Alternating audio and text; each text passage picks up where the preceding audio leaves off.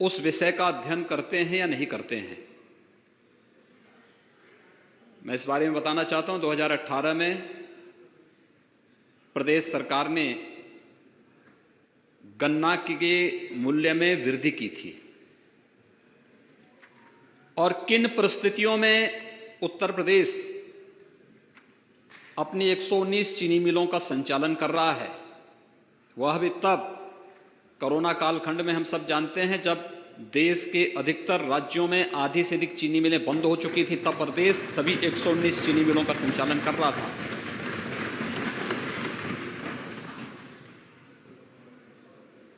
अगर 2004 से लेकर के 2017 के बीच में गन्ना मूल्य के पूरे भुगतान को जोड़ लिया जाए, महोदय 13 से 14 वर्ष का गन्ना मूल्य का भुगतान जितना नहीं हुआ उतना पिछले 3.5 वर्ष के अंदर हमारी सरकार ने गन्ना किसानों के खातों में सीधे भेजने का कार्य किया है।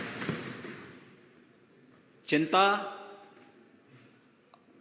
अन्नदाता किसान नहीं व्यक्त कर रहा है, लेकिन हां, अन्नदाता किसान को धोखा देकर के दलाली करने वाले लोग आज जरूर इस बात को लेकर के चिंतित हैं, ये पैसा सीधे उनके खातों में क्यों जा रहा है।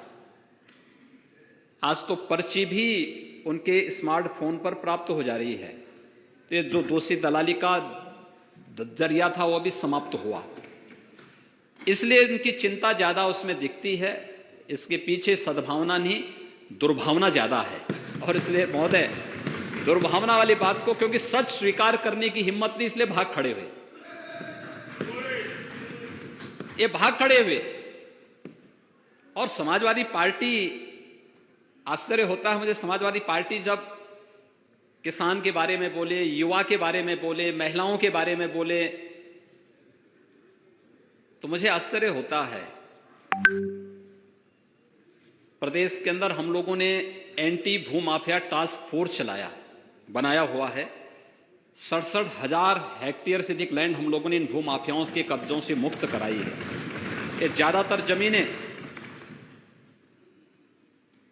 सत्ता में रहने के दौरान इन लोगों ने जबरन किसानों की ही दबाई थी या सार्वजनिक जमीनों को कब्जा किया था, जिन्हें आज कब्जों से मुक्त करा करके कहीं डिफेंस कॉरिडोर में उसका उपयोग किया जा रहा है, कहीं प्रदेश में नए निवेश को आमंत्रित करने के लिए इन कार्यों को किया जा रहा है, और कहीं पर किसानों के हितों के लिए निराश्रित गोवंश आश्रय स्थल भी उन्हीं भूमि पर बनाने का काम हो रहा है, जिसमें 6 लाख से अधिक गोवंश के संरक्षण का कार्य वर्तमान में प्रदेश सरकार कर रही है।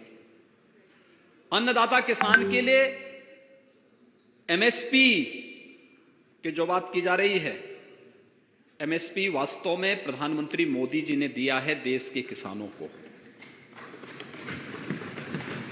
और प्रदेश के अंदर प्रोक्यूरमेंट की पॉलिसी हमारी सरकार 2017 में लेकर के आई है।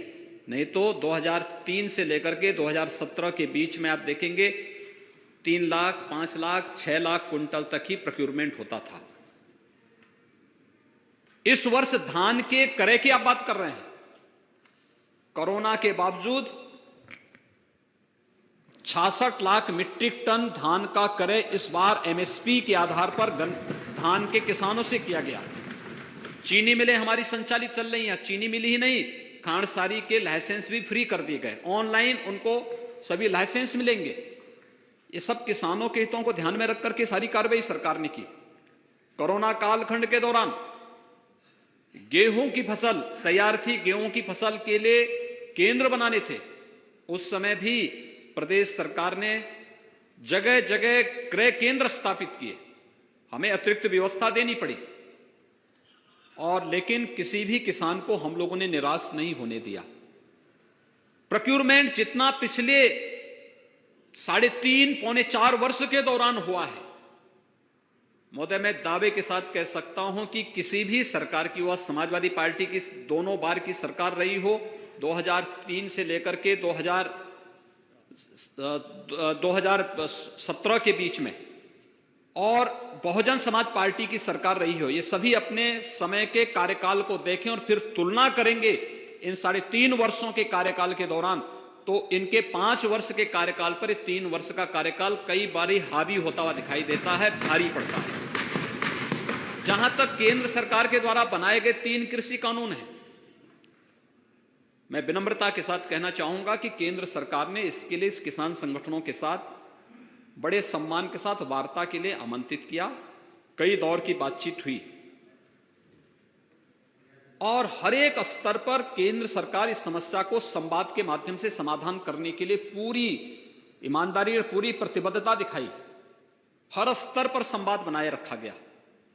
लेकिन महोदय, जब देश अपना राष्ट्रीय पर्व मना रहा था, गणतंत्र दिवस के दिन जो कुछ हुआ है लाल किले पे, तिरंगे का अपमान हुआ, भारत के आन बान सम्मान का अपमान हुआ। और यही नहीं, जब हम संवैधानिक प्रतीकों का अपमान करते हैं तो भारत के संविधान का भी अपमान करते हैं, और भारत के संविधान का अपमान का मतलब बाबा साहब भीमराव अंबेडकर का भी अपमान करते हैं।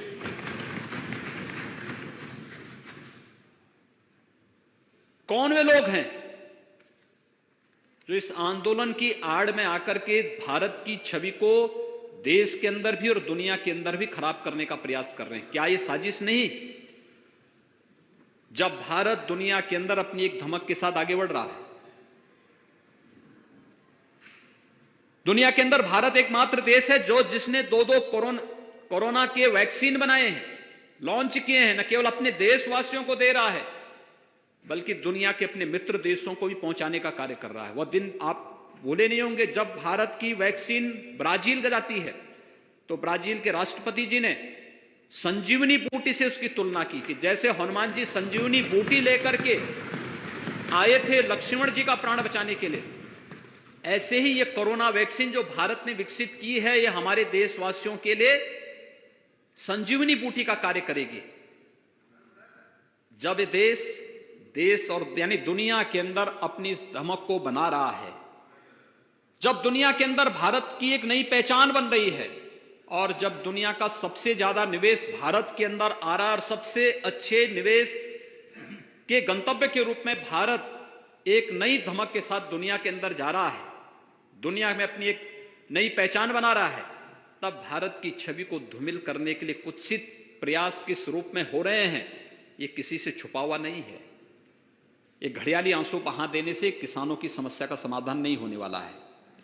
किसान के लिए प्रधानमंत्री फसल बीमा योजना हो, प्रधानमंत्री कृषि सिंचाई की योजना हो, सॉयल हेल्थ कार्ड की योजना हो, या फिर एमएसपी लागत का 1.5 गुना दाम, स्वामीनाथन कमेटी की रिपोर्ट के अनुसार अगर ये 2018 में 24 जीन्स का किसी ने घोषित किया तो प्रधानमंत्री मोदी जी ने किया है। मैं उनका अभिनंदन करता हूं, और पूरे सदन को, पूरे देश को प्रधानमंत्री मोदी जी का अभिनंदन करना चाहिए। और यही नहीं, देश के 12 करोड़ किसानों को प्रधानमंत्री किसान सम्मान निधि का लाभ भी देने का काम, 6,000 रुपए सालाना देने का काम किसी ने किया है तो प्रधानमंत्री मोदी जी ने किया है। किसानों के हित के लिए इतने बड़े बड़े काम हो रहे हैं। ये 3 कृषि कानून भी उसी श्रृंखला का हिस्सा है। मैं केवल एक उदाहरण आपके सामने देना चाहता हूं। उसमें से एक कानून है मंडी से संबंधित, एपीएमसी एक्ट। ये मंडी की बाध्यता को समाप्त करता है। मैं किसान हूं, अगर मेरी मर्जी आएगी मैं मंडी समिति में जाऊंगा, और मेरी मर्जी आती है कि मैं मंडी में नहीं जाना चाहता तो कहीं भी मैं अपनी उपज को बेच सकता, अपने खेत में, अपने खलिहान में, या फिर मुझे लगता है कि यूपी में अच्छा दाम नहीं मिल रहा है, मुझे यूपी के बाहर अच्छा दाम मिलेगा, मैं लेके जाऊंगा, मेरी उपज पर कोई टैक्स नहीं लगेगा। ये गारंटी देश के किसानों को ये कानून देता है। लेकिन जो बीच के दलाल हैं उनको बुरा लग रहा है। ये लाभ किसान को क्यों मिलेगा? ये लाभ किसान को क्यों देने का प्रयास हो रहा है? एक छोटा सा उदाहरण मैं देता हूं। अभी 1.5 महीने पहले मेरे पास उद्यान विभाग ने एक कार्यक्रम के लिए मुझसे अनुरोध किया कि एक स्ट्रॉबेरी फेस्टिवल है झांसी में, इसका उद्घाटन करना है। महोदय, स्ट्रॉबेरी फेस्टिवल का उद्घाटन, मैं वहां पर प्रदेश के अंदर चल रहे इस आंदोलन के कारण मैं वहां फिजिकली उपस्थित नहीं हो पाया, तो मैंने उनसे आग्रह किया कि मैं वर्चुअली इसका उद्घाटन कर लूंगा। उन्होंने कहा हाँ, हम चाहते हैं केवल आप उद्घाटन कर लें। तो मैंने वर्चुअली उद्घाटन किया। बुंदेलखंड में स्ट्रॉबेरी का उत्पादन, एक नया प्रयोग, एक नया अनुभव। आदरणीय प्रधानमंत्री जी ने अपने मन की बात में उसकी चर्चा भी की। मैंने उस परिवार को बुलाया। झांसी में एक चावला सिख परिवार की एक युवती ने पहले घर की छत के ऊपर स्ट्रॉबेरी का उत्पादन शुरू किया और बाद में 1.5 एकड़ खेती में उन्होंने स्ट्रॉबेरी की खेती प्रारंभ की।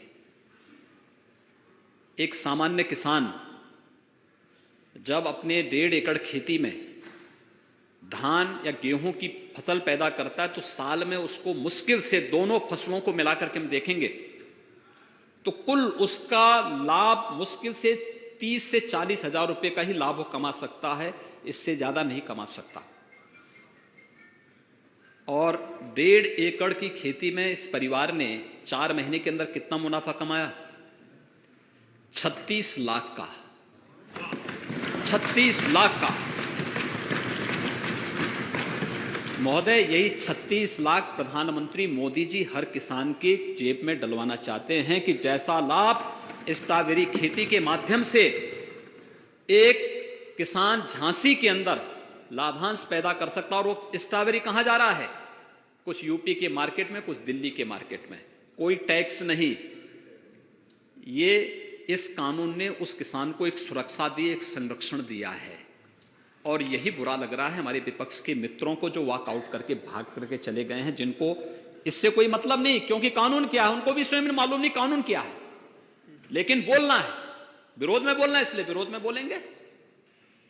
गन्ना किसानों को 1,23,000 करोड़ रुपए का गन्ना मूल्य का भुगतान हुआ, इसकी चर्चा नहीं करेंगे। खांडसारी को लाइसेंस फ्री कर दिया गया, इसकी चर्चा नहीं करेंगे।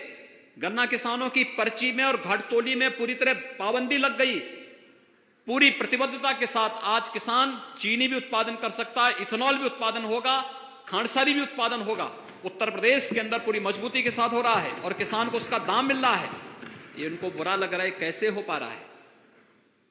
क्योंकि पहले तो पर्ची में दलाली होती थी, इसके बाद खांडसारी उद्योग में लाइसेंस के नाम पर पैसे ऐंठे जाते थे, फिर चीनी मिलों में अपना खेल अलग से प्रारंभ होता था।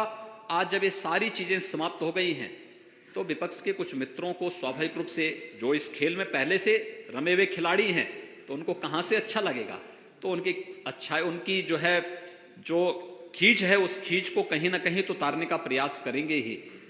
दूसरा, महोदय, प्रधानमंत्री जी ने बार बार कहा एमएसपी जारी रहेगी। एमएसपी पे हम आज भी धान का क्रय कर रहे हैं। 28 फरवरी तक धान का क्रय हर उस केंद्र पे जो धान क्रय के लिए केंद्र खोले गए हैं उस सब पे धान क्रय लगातार चल रहा है, कहीं कोई समस्या नहीं। बृहद पैमाने पर धान का क्रय प्रदेश के अंदर हो रहा है। उत्तर प्रदेश में मैं कहता हूं जितना हम 1 साल में क्रय कर रहे हैं, बहुजन समाजवादी पार्टी और समाजवादी पार्टी के 5-5 सालों का रिकॉर्ड आप देख लीजिए। जितना इन्होंने 5 साल में नहीं खरीदा, हमने 1 साल में उतना धान किसानों से सीधे खरीदा है और एमएसपी उनके खाते में भेजा है, सीधे उनके खाते में एमएसपी भेजा है। तो एमएसपी का लाभ किसान को देने की गारंटी भी प्रधानमंत्री जी बार बार दे रहे हैं कि एमएसपी जारी रहेगी, किसान पे निर्भर करेगा। अगर एमएसपी से ज्यादा दाम किसान को मार्केट के बाहर अगर मिलता है तो किसान को स्वतंत्रता क्यों नहीं मिलनी चाहिए कि किसान अपनी उपज को सीधे बेचे और उसका मुनाफा कमाए। तीसरा, कॉन्ट्रैक्ट फार्मिंग की जो बात है, ये कॉन्ट्रैक्ट फार्मिंग ये म्यूचुअल अंडरस्टैंडिंग होती है और उसमें किसान के पक्ष में वह म्यूचुअल अंडरस्टैंडिंग होना है, किसी ऐसे व्यक्ति के पक्ष में नहीं। और इसके लिए तो अब एफपीओज बनाने की दिशा में भी प्रयास प्रारंभ हुए हैं। देश के अंदर 1000 नए एफपीओज गठन, 10,000 नए एफपीओज गठन के लिए भारत सरकार सहयोग कर रही है। प्रदेश के अंदर हमने इस प्रक्रिया को आगे बढ़ाना प्रारंभ किया है। हर विकास खंड में एक किसान उत्पादक संगठन बना करके किसान को अधिक से अधिक मुनाफा देने की कार्रवाई प्रारंभ हो रही है। एफपीओज का मतलब या कॉन्ट्रैक्ट फार्मिंग का मतलब यह है कि सभी लोग एक साथ, अब आप देखेंगे पश्चिम में बड़ी जोत के किसान हैं, लेकिन अगर आप पूरब में जाएंगे तो पूरब में छोटी जोत के किसान हैं। सभी लोग छोटी छोटी खेती का काम करते हैं। अगर इसी में कुछ किसान खेती के साथ जुड़े हैं, कुछ फूड प्रोसेसिंग के साथ जुड़ जाएं, कुछ लोग किसी अन्य उसके साथ इथेनॉल के साथ जुड़ जाएं, कुछ लोग बायोफ्यूल के साथ जुड़ जाएं और उसी एक खेती को व्यवस्थित रूप से संचालित करके आगे बढ़ा दिया जाए, मैकेनाइज खेती उसमें प्रारंभ कर दी जाए।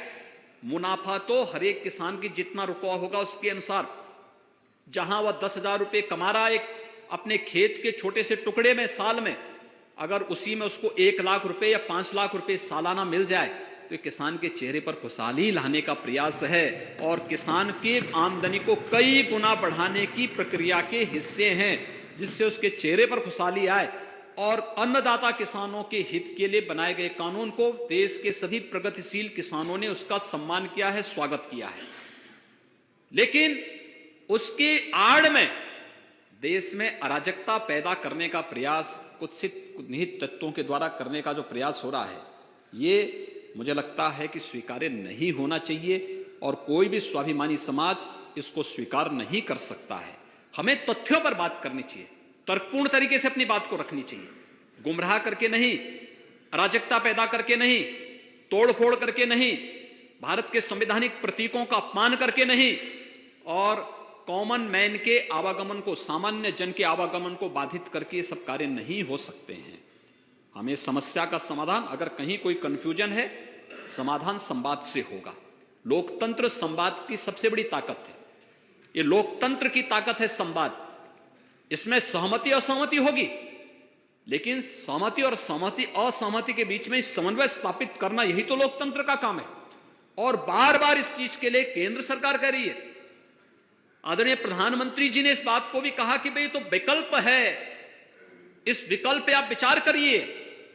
हर प्रकार के आश्वासन दिए गए हैं और उस आश्वासन के साथ मैं तो फिर भी अपील करूंगा सभी उन संगठनों से, यानी जो लोग अराजकता फैलाने पे उतारू हैं, वो पक्ष अलग है, वो तो हर परिस्थिति में करेगा, वो तब भी करते थे।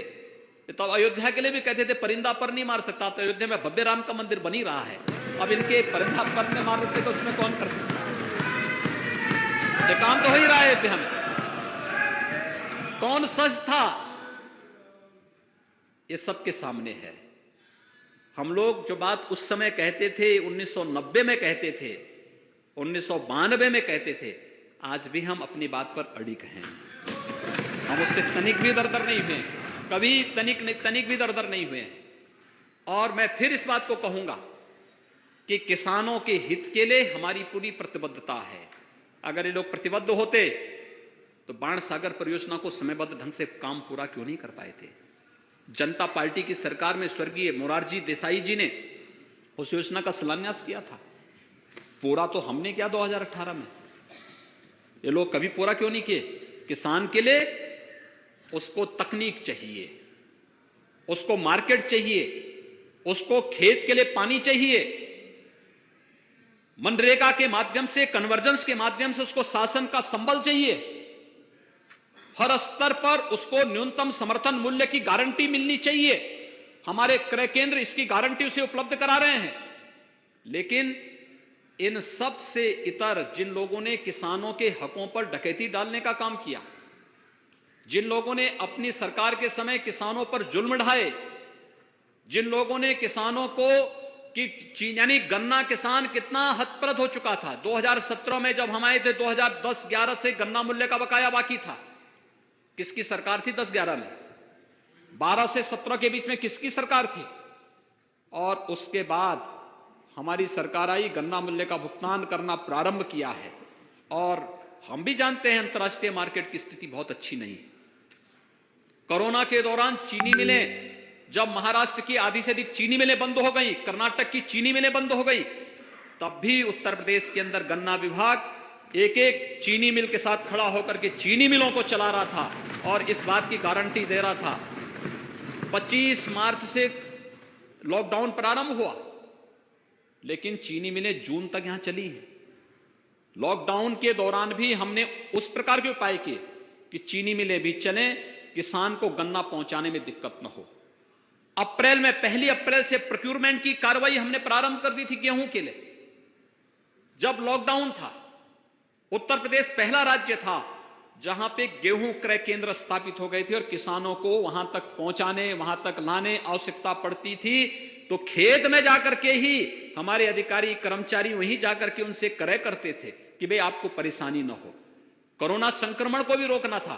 और मैं कह सकता हूं हमारी टीम ने, मेरे चाहे मंत्रिमंडल के सहयोगी हों या हमारी प्रशासनिक टीम हो, पुलिस की टीम हो, हमारे स्वास्थ्य कर्मी हो, स्वच्छता कर्मी हो, कोरोना वॉरियर्स हो, इन सब ने मिलकर के जो कार्य किया उसका परिणाम है कि उत्तर प्रदेश कोरोना प्रबंधन में भी सबसे अच्छा परिणाम दिया है। किसानों के हितों के लिए कार्य करने में भी सबसे अच्छा परिणाम दिया है। और आगे भी उत्तर प्रदेश सरकार किसानों के हित के लिए हर प्रकार से प्रतिबद्ध होकर के कार्य करने के लिए पूरी तरह प्रतिबद्ध है। केंद्र सरकार और राज्य सरकार के समन्वय से किसानों के लिए, नौजवानों के लिए, महिलाओं के लिए, मजदूरों के लिए, व्यापारियों के लिए, समाज के प्रत्येक तबके के लिए पूरी प्रतिबद्धता के साथ कार्य करने के लिए हम लोग पूरी तरह ईमानदारी पूर्वक लगे हुए हैं। और मुझे लगता है, और आपसे भी मैं विनम्र अपील करूंगा अध्यक्ष जी, कि मान्य सदस्यों को बताएं कि अगर कोई मुद्दा उठाते हैं तो सुनने की आदत भी उसमें डालें। देखिए, उस बिगड़ेल खिलाड़ी की तरह हम लोगों को आदत बंद करनी चाहिए कि जो खेल की शुरुआत करके अधूरे में छोड़ करके भाग खड़े होते हैं। और ये समाजवादी पार्टी की आदत है कि हमेशा जब उनको लगता है कि अब उनके पास कोई मुद्दा नहीं बचा हुआ है, ये लोग तो वैसे भी इस फील्ड के बहुत वैसे खिलाड़ी हैं जिन लोगों ने प्रदेश के किसानों का कितनी क्षति की है, कितनी पुण्य क्षति की। किसी ने चीनी मिलें बेच दी, किसी ने जो है किसानों को, यानी प्रोक्योरमेंट तो सेंटर कभी चलाया ही नहीं। बाढ़ की समस्या के समाधान के लिए इनके पास कोई योजना नहीं थी। जन की भी हानि होती थी, धन की भी हानि होती थी। हम लोगों ने तो दलहन के लिए, तिलहन के लिए, मकई के लिए, आलू के लिए समर्थन मूल्य हमारी सरकार ने घोषित किया। आज हर किसान खुशहाल है, अच्छी दिशा में आगे बढ़ रहा है। परेशानी किसानों को नहीं, विपक्ष के उन मित्रों को है जिनकी दलाली का पैसा अब किसान के खाते में सीधे जा रहा है, उनको जरूर परेशानी है।